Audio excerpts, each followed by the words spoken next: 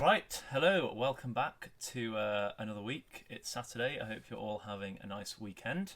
Um, we got a nice fun game today. Should be about 15 minutes of analysis, and then we'll do some challenges afterwards. So the story behind the game before we jump into the actual game itself is that it was held at the Linares chess competition, which is in Spain. I'm sure I'm butchering that pronunciation, but I think it's held every year, and Gary Kasparov was playing Judit Polgar. Judit Polgar is a pretty astonishing figure in the chess world, really. She at one point was ranked world number 4, I think, and unfortunately she stopped playing competitive chess in 2015. But she's still a huge figure in the chess world in terms of her sort of presence at events and things. So there's a few interesting points to mention before we jump straight into the game, which is that back in the olden days, when Gary was at the peak of his game, he said that he didn't think that women had the aptitude to play chess. Terrible thing to say. But after playing Judit Polgar, and in fact he did at one point lose to Judit Polgar, he completely changed his mind and apologised and left those views in the past where they belong. So I think saying all that, we'll jump into the game. It's a really lovely point in this game, and it's what the quote is about under the board. But don't let that give anything away. I'll ask the chat when it comes to it what move they would like to play. So Gary is playing the black pieces, and Judit Polgar is playing the white pieces. E4. That's right, Jack. Guessed the right first move. Can you guess the second move, given you know it's Gary Kasparov? I'm gonna rush through the first few moves because what's also quite impressive about this game is that the sheer amount of time it takes them to go before they go off book. So C5, you love Gary, he loves the Sicilian. Yep, good. I know he said E5, no C5, King F3. Oh dear. Right, so Sicilian, Knight F3, D6. D4. We've had about 3 or 4 games start this way in the analysis so far, so it's all good stuff. Yeah, Knight F3 exactly. Trade in the centre, Knight F6, Knight C3, and now a nice new move for us on the stream, A6. So the Najdorf variation of the Sicilian. So good for all you Najdorf fans out there. Bishop E3, just developing more pieces. E6, getting more control of the centre. F3, just a consolidating move. B5, intending to get the bishop out. Queen D2, and Knight B to D7, just normal developing moves. Like I said, the first sort of 20 odd moves are pretty standard book moves, and the reasons why they're good is just is very deep. But the idea in this position, I believe, is based on what happens next. Queenside castle is that you basically just castle queenside. You've already got your plan, push all the pawns up, undermine black's kingside, and try and do it before black undermines yours, basically. So bishop b7, which was the plan with b5.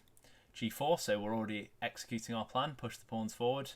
Knight b6, queen f2, and already queen f2 is not the optimal move in the position, but it is a tricky move. And the reason it's a tricky move is because you've got to be careful. Let's say you just play a slow move like h6. If anyone can spot the move that might be played here to take advantage of such a slow move, that'll be good, because there's a really nice trick in this position, which is you might notice that this knight is defended by just the queen, whereas the bishop and the queen both attack this knight. If only we could move our knight out of the way. So we can do it with an attack. So we move the knight out of the way and capture a pawn in the process. And if you want to accept the knight, I'm just going to take your knight. So yes, you did give up a knight, but you won a knight back. And this comes with an attack on the queen, so the queen has to move. So you'd be very happy with this position as Judit Polgar. You'd probably go on to win. So you don't want to play a slow move like h6. I think someone, that's not been suggested in the chat, but a good move here is yeah, knight takes e6 exactly. A good move here is simply knight f to d7, just adding another defender to the knight, and now the threats just aren't here anymore. If you take the pawn and go on to take this knight, the other knight will recapture you. So yeah, knight f to d7 exactly, by Chess Stars Academy there in the chat. Okay, bishop d3. So just developing the final minor piece. Seems like good principled stuff. Rook c8.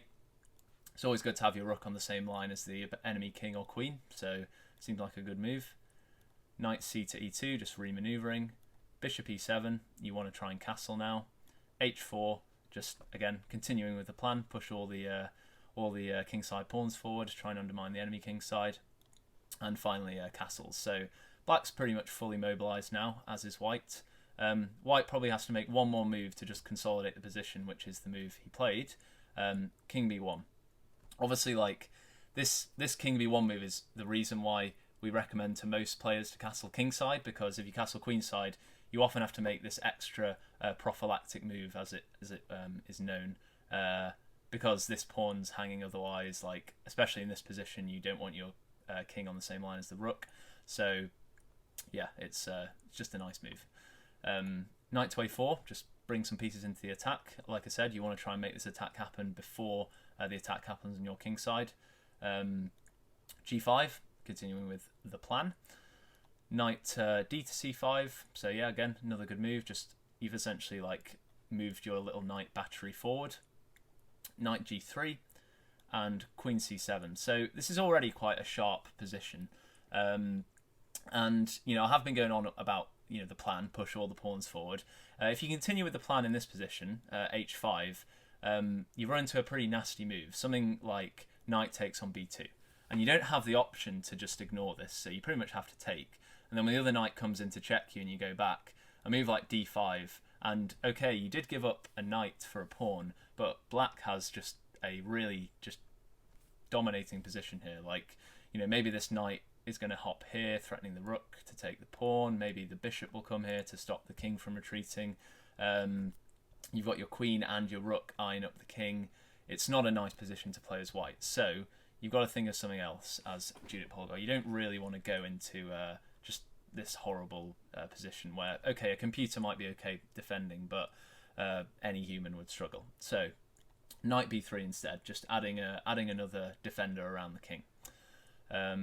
And d5. So d5 is still a good move, even though we're not going down the line we just showed, but it unleashes the power of the bishop, and it's always good to unleash the power of the bishop if you can. You could progress in this position. You could swap the knights off and then play h5.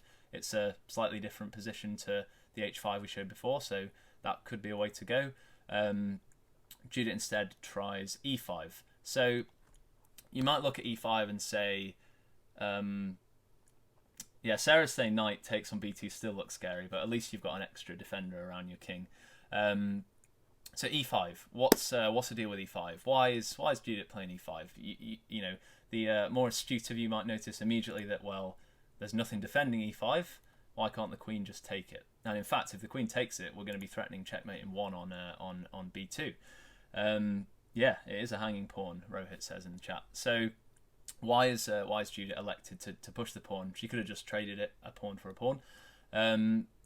So again, I've talked a lot about how you want to make these really sharp positions in chess because it forces your opponent to calculate a lot. They're often, usually they're on the clock. If you're the one attacking, it's usually the onus is on your opponent because they have to always make the absolute best moves. Fine for computers, but really hard for players. So e5 after the queen takes allows this really nice bishop d4 move. The bishop's defended by the queen, and it does come with an attack on the queen, which is nice because it's basically gaining a tempo. The queen goes back, and now if you look at this position, yes, you gave up a pawn, but you've got some really nice bishop action going down here.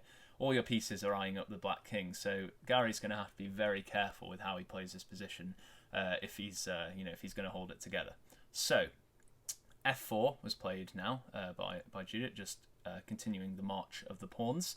And in this position, I think one other game had reached this position, and in that game, Rook f to e8 was played, which is the best move in the position, but it's one of those positions where there's lots of pretty good moves. And Gary plays another one of them, which is knight to e4. So attacking the queen, blocking this bishop's diagonal, so a pretty nice move. So Judith's saying, well, I'm not happy about that knight. It's in a really good square. It's one of those times where the knight's probably better than the bishop, so we're going to trade our bishop for the knight. And you don't want to allow this rook to be on this diagonal and a horrible move like e3 to come. So, yeah, it is a crazy position, someone's saying in the chat. You don't want to allow e3 to come with an attack on the queen and the rook, so just rook h to e1, putting pressure on the pawn, getting the rook out of harm's way. Bishop to d6, just getting a bishop to a better square. Maybe you're preparing something like e5 to block this bishop's attack on your king. Knight h5. So now we've got two pieces attacking the g-pawn, and it's not obvious necessarily how to defend this, because you've actually got a really nice pawn structure here attacking all these dark squares, and it's not clear how... you've got to be careful, essentially, is the conclusion of what I'm saying. So e5 was played by Gary. And again, it's a very sharp position. If you play something like, oh, hang on, that's not right, e5, okay, c3 by Judith, and you might think, wow, that's a weird move. Why she played c3? Doesn't that just leave the bishop hanging? Well, sort of yes and no, because if you take the bishop, you allow the queen in, and now again we talked about these dark squares being weak. You're threatening checkmate on g7, and it's not that clear how to defend against checkmate. The best way to defend actually is to play bishop e5 and just give the bishop back. Queen takes, and then you go for a queen trade. So you're not really hanging the bishop if with c3. And actually, if Gary doesn't spot this bishop here move, then maybe you can go on to win the game. So c3, Gary doesn't play pawn takes. Rather, pawn takes there. He plays f6 instead. So just trying to consolidate this position before any of the other pieces get involved. G takes. Now we're going to pick up the bishop. And this is a really interesting position because the engine recommended move here is to recapture with the queen. The move that was played was to recapture with the knight. And you might think, wow, that surely recapture the knight. It's a better move. We don't want to stick our queen in the middle of the board. This knight looks really well placed here. What's wrong with capturing with the knight? Well, there's only one reason why capturing the knight is bad, and it's all about the quote which is under my head. So the story about this position is that the move that was played, by the way, was g6. But I open it to the chat. If anyone can spot the crushing move for Gary Kasparov to play here, which would result in him easily winning the game, then feel free to pop it in the chat. The story, while you all think of what move you're going to play, is that after the game and after the day had concluded, all the players were out eating in a restaurant, and Gary was sat over the other side, I think, to Judith, and in the middle of the meal, he just shouted over to Judith. He said, "I found it! I found the move. All these tricks work for me. You're going to have to go and have a look at it." So knight e6 has been suggested in the chat. It's black to move though, so I don't think not knight e6. So knight takes c3 has been suggested. That looks a bit horrid, but probably be able to defend after the queen comes in. It's a really, really strange move. I'll be very impressed if anyone spots it. So the idea... Oh, well, we're getting close with bishop to c5. It's bishop to a3. So what's going on with bishop to a3? Why don't we just take the bishop? Does it hang the bishop? Lots of questions immediately running around the head. So obviously the problem is that already you've got a double attack on this pawn. Let's run through what happens if you accept the bishop. So, okay, Gary, you've moved your bishop where we can take it. I'll grab it. What are you going to do? So, someone's already said no, too dangerous. Well, let's see why it's so dangerous. So, we're going to take the bishop. B takes on a3. The knight now comes in with check. And after the king moves, we can win the rook. The rook recaptures. And after something like queen c3 check, best move is to just block with the queen, and g6 attacking the knight, rook g1 pinning the pawn, king f7 unpinning, knight goes back out of harm's way, and okay, even if you swap queens, if you look at this endgame, you know, rook and a minor piece, rook and a minor piece, we're up the exchange. White's got terrible pawn structure, black's got a much nicer pawn structure. We'd be very happy. In conclusion, we'd be very happy for Judit to accept the bishop. Having said that, there aren't many other options available to you, because already we have a threat of taking this pawn, and then once this pawn comes off, queen captures here is another big threat. So, you know, I would love to show you some lines where Judit can defend, but she can't. So yeah, I mean, it's a pretty insane move actually, bishop to a3, and it's also equally insane that Gary just, you know, conjured it out of thin air in a restaurant after the match. Yeah, enough about bishop a3. It wasn't played in the game. So g6 was a move that was played, and in fact g6 featured in that line, but yeah, not so soon. So g6, attacking the knight, and f5. You might be wondering, actually, before we go into f5, some people suggested the move knight to e6 in the chat, thinking maybe it was white's move. So here, why not knight to e6? So if we have knight to e6, then you actually get a similar line to what was played in the actual game following these moves. So knight takes on c3 check. You don't really have the option to ignore that knight, so because it's going to take your rook otherwise, so you have to take it. And after queen takes here, so you've already got your queen out of the attack of the knight. Rook comes to e3 attacking the queen. Okay, queen b4 check. You can block with your own queen, and even if the queens come off the board, you can get some nice in-between moves in here with bishop c5 attacking the rook. The rook moves, even again, bishop b4. And now, if you look at this position, even if you trade rooks, as a, you know, you've gone into a lovely endgame again as black. So bishop pair, rook against two knights, nice pawn chain, passed pawn, horrible pawn chain, like two double isolated pawns. You know, yeah, it doesn't quite lose the exchange, Microfilm, but I mean, would you want to play this position as white? I definitely wouldn't. So yeah, you know, you're going to struggle to hold this to a draw if you're white. So g6, not knight to e6, but f5 instead. So Gary accepts the knight, which you know, may have been a minor inaccuracy, and now knight to e6. So super sharp position yet again. You've got to be really careful with what you play here, because let's say you just don't see all the threats and you play a move like, I don't know, queen b8, just a slow move. Then you run into queen g1 check, bishop blocks is the best move, and then after you attack the bishop with the rook, okay, the king gets out the pin, but you're just winning everything now. So you win the bishop, black makes some sort of move, knight takes the rook, rook recaptures, and then, okay, you go into this endgame again where, look at black's king, it's just atrocious. In fact, the computer tells me there's a forced checkmate in 10 moves, but whatever, you're going to win the game. So, you know, you've got to be really careful about what you play in this position. And actually, Gary spots pretty much the only way to continue. And it's a move which we already showed in one of the lines. Knight takes on c3 check. So it's a check, you've got to respond to it, forcing move. Again, you can't really ignore it, because if you move the king away after knight takes the rook, the queen checks just don't really work.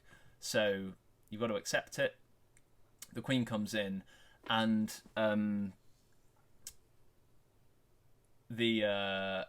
now you might be thinking, well, can we go down the same line as before? Can we go queen g1 check and, you know, try and checkmate the king? So if you do, king comes to f7, you can get this queen g7 check in, but after king e8, excuse me, there's not really any obvious way to continue the attack. You could try f7, the rook will just take it, and there's no real way to continue from here. After king f7, you could try rook takes, but then queen comes to b4, and again, if black wants it, after king a1, black can get a perpetual. If he doesn't want to come here, get a perpetual, just keep repeating. If he doesn't want a perpetual check, he can just win the rook. So, yeah, the queen g1 check doesn't quite work. So instead, rook takes bishop, but now queen b4 check, king goes to a1, queen c3, and unfortunately the game ended like this perpetual check. Is there any way to break the perpetual check? Well, queen comes to b4. If you play queen b2, you just lose the rook and the game. Force checkmate in 2 moves. So obviously not something you want to do. The problem is the queen has to defend this rook. Okay, king a1, queen c3 check. Again, if you block with the queen, you just give up the rook and you're just completely lost again. So a somewhat anticlimactic end to a very sharp game. And it was someone's asking, why is this a draw? So if so the idea is that queen b4 check, the king can only move to 1 square. We've already shown why blocking with the queen doesn't work, so the king can only go to the corner. After queen c3 check, again, there's only 1 move because blocking with the queen doesn't work. So essentially black can just keep playing these same 2 moves over and over again, and white will have to just keep moving the king backwards and forwards. And there's a rule in chess that if the same position is repeated 3 times on a chessboard, then either player can just claim a draw. Draw by perpetual repetition. So it was a really Sarah saying, can black play for a win? I would say that it would be very risky to play for a win because of how exposed your king side is. You know, if you allow white a couple of free moves where he's not dancing his king around, you know, maybe you can start to mobilize some of his pieces. I don't know, the rook might come here, that rook might come here, you get the queen involved. I think Gary was probably quite wise to just hold this to a draw. But it was nice. I just love the story behind this game. It's just amazing how in this position, where are we? In this position, Gary had this bishop a3 move, and he was even thinking about it in the restaurant at the after the competition. But yes, okay. End of the analysis. As usual,